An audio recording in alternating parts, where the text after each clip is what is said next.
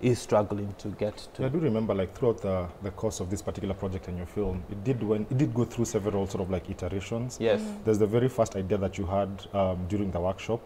There's an approach that you had in mind, and then again, as it happens with documentaries, you start filming and it just takes a life of its own. Yeah. You know, you learn more about the character, you learn more about the work that they do, and everything just takes its own sort of like journey. Yeah.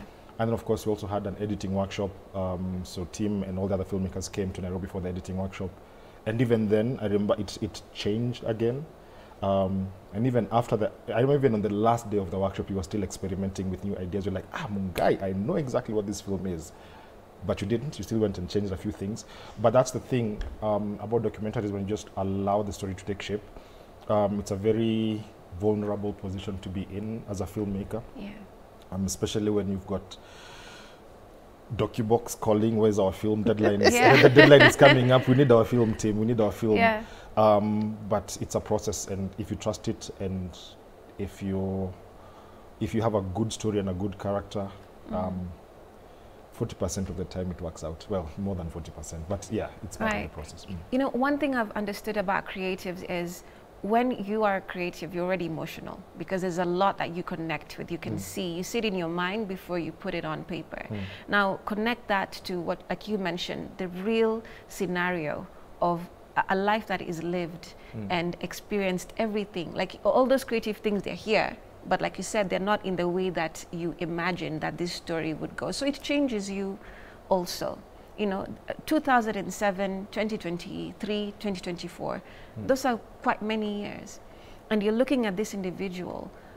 Can you be able to tell the process also, how they feel towards this, you know, issue that was an assault, but now they're on the other side, they're survivors, they're also empowering other women. What is that process to understand how long it's been? And at the same time, you know, they're here, they still feel the pain and the pinch, but it's years later. And then now you have to put that into, you have to document that. It's a really, really, really Herculean task. One is to be able to take away your voice. You have to, and at some point I remember like having conversations with other filmmakers. It was, they were asking, don't you have a voice? You know, like, do you want to go away from, because it's a film that it's a style that many people don't like follow many times. Like, it's like a talking head. It's like I got my star, my talent, to actually sit in front of the camera and be able to speak. Yeah. And to some, I had all these different ideas, but then I started realizing that she's also going through stuff, and I am also going through a lot, like getting into somebody's shoes and trying to understand how do I tell time, how do I tell impact, how do I tell progress, how do I tell survival. It's without taking away from it. Without taking away from it, like you get to understand that you only have to trust. It's a yin yang thing. I see. And Jackie did a really amazing job to open up her life, and I decided that we are going to like focus on what she's been able to do. One very important thing about the film is that it was not out there to tell the story of like how such a victim she is. It was leaning so much on her strength, on what she's been able to achieve despite what happened to her. And I think that's the kind of film that I wanted to make. I wanted a film that builds and not destroys, in a way that if another woman or a man sees this film, they are able to like connect to their strength, to their power inside, and not to the situation that happened.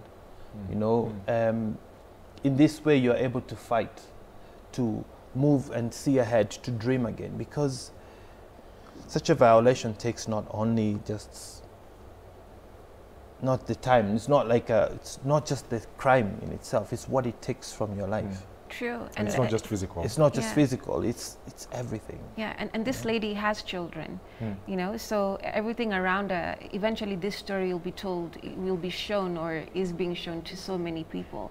So they will look at her, they will know her story, her children will also know of it. I remember when we were doing, you know, the Get Real, you know, the film in near, yes, before 16. Yes. And you saw how affected, you know, some of the members were, because they're saying, now my mom is seeing that, you know, this is my story, and they don't expect other people to know that that is what they went through. So I know that most of these individuals are ready, but how do you also support them after they have done the film and that they feel very comfortable in themselves, you know? I think, first of all, just going back to Nyeri, one thing that Nyeri showed was that when you show some of these films, there's a ripple effect that they have on the audience. Just like Tim was saying, people are able to see that I'm not alone and I can actually speak up. In terms of, for example, Jackie, who does have children, one thing about Jackie is that she's very open about sharing her story. It's not a secret. Again, she does work with other women and individuals who've gone through sexual violation as well. So it's not really something closed. But then in terms of aftercare for them, both the contributors of the films as well as the filmmakers as well, we've been working with a team of psychologists from CBT Kenya, Cognitive Behavioral Therapy Kenya, and so there's unlimited access to go back and be like, okay, I need to talk. And then we also ourselves do keep in touch with them. Again, we are the ones who went out looking for individuals who are willing to share their stories. We invited them to this workshop last year where the filmmakers got to meet individuals and organizations that work within the SRHRJ space. So we brought them there and we created this environment that encouraged them to share their stories. So there's definitely a responsibility on us as an organization, DocuBox, to make sure that their welfare is is catered for. That's definitely a responsibility on us. So yeah, we do have those regular check-ins with them just to make sure that they're okay. We also involve them in conversations and updates about where the films are going, what's happening, so that they also know when their stories are being shown as well. I see. Right, so we do have with us already online, that is Ivan Tusabe. He's a director of the film Jimbi. Like I mentioned to you, Jimbi basically describes an individual who witnessed, you know, let me say aspects or forms of GBV, but was silent. And then he became this particular monster that he was not able to speak about. Ivan, good to have you joining us this morning. Good morning. Good morning, everyone. How are you? You well? Yeah, I'm very fine. I'm very happy for the opportunity to be here today. We're happy that you could join us. Yeah, thank you very much. And like I was mentioning, Jimbi is quite symbolic. It tells the story of, I think, any young person, you know, they're out and about, they're having fun, and then they witness something that they're not very comfortable about. You know, they see this pretty girl, they're trying to approach her, you know, but she has an abusive partner. And the abuse is not literal in that sense, but it comes off very aggressive, you know, and protective in this particular scene. So eventually this, you know, man ends up becoming this ugly monster. And I have to give you credit for the makeup and just the transformation of this individual to a literal, you know, monster. That took a lot of work, that took a lot of creativity. So how did you decide on making, you know, this particular angle of, you know, storytelling when it comes to GBV, especially now the ones who witness it and are silent?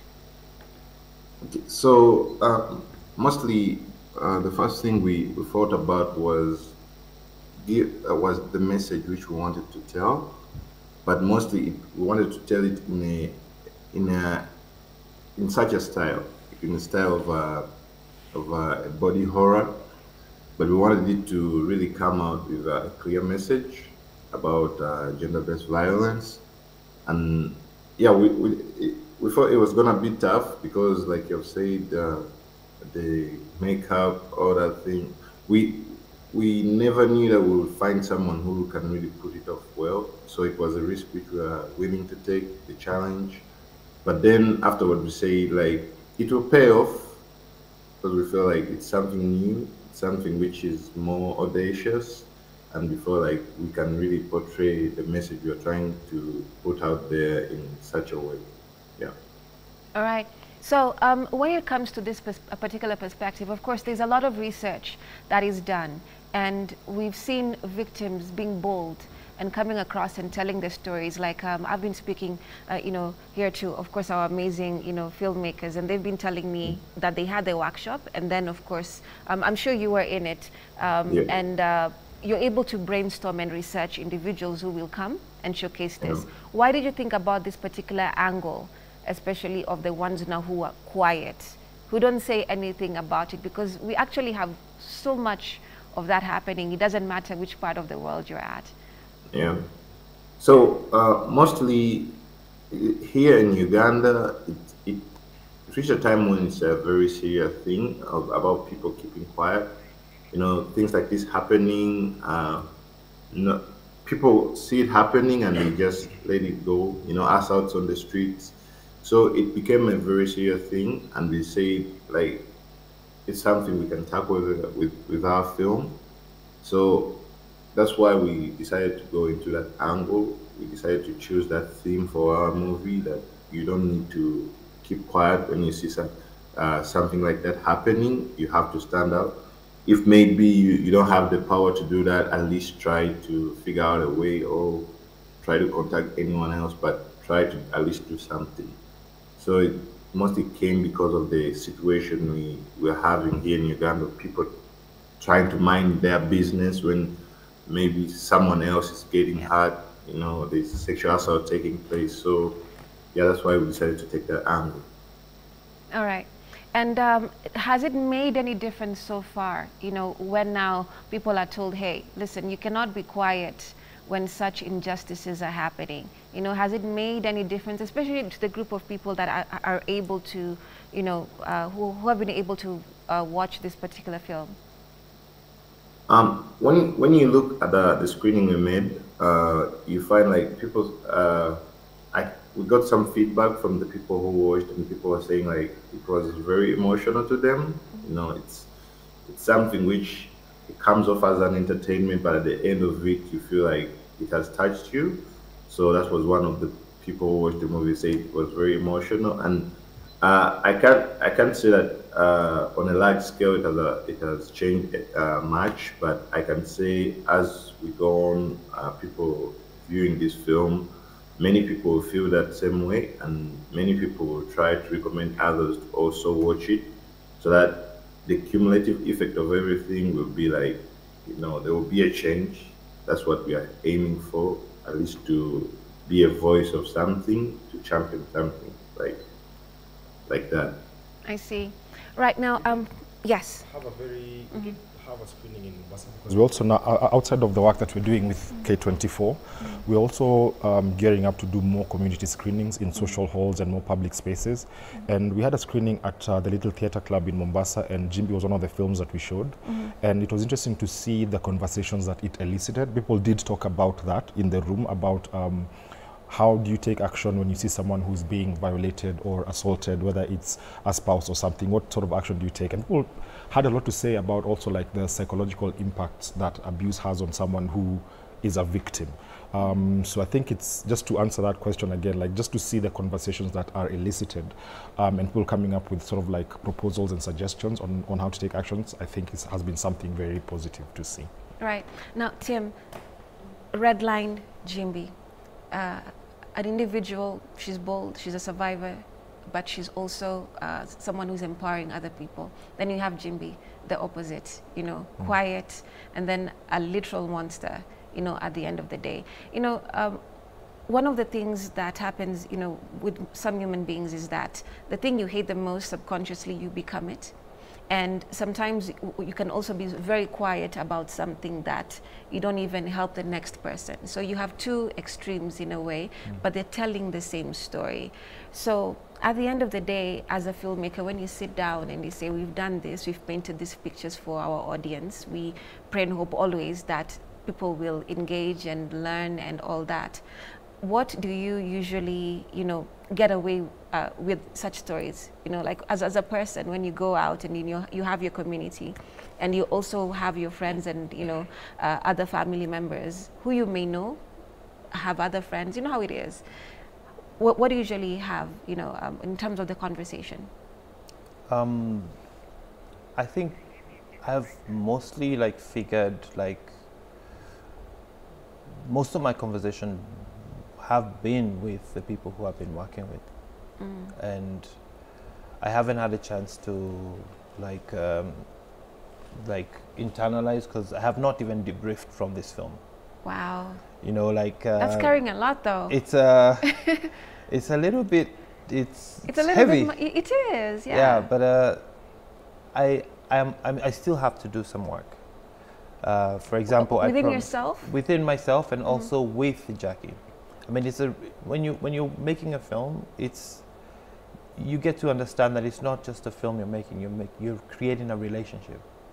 And so right now, like with Jackie has this organization called the Grace Agenda, and she's working with all these different women who have gone through the same, and they are seeking justice. Up to today. Now, just hold on to that, Tim. Yes. We'll be back, you know, with more of this conversation. We're taking a short break. We'll be back with more. Stay with us.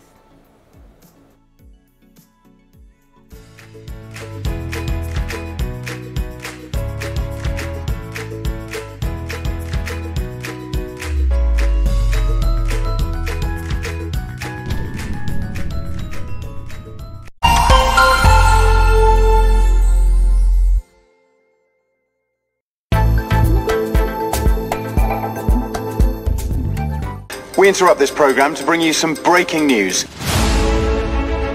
Meet the team of undercover teenage spies working for a fictional version of the secret intelligence agency known as the MI9.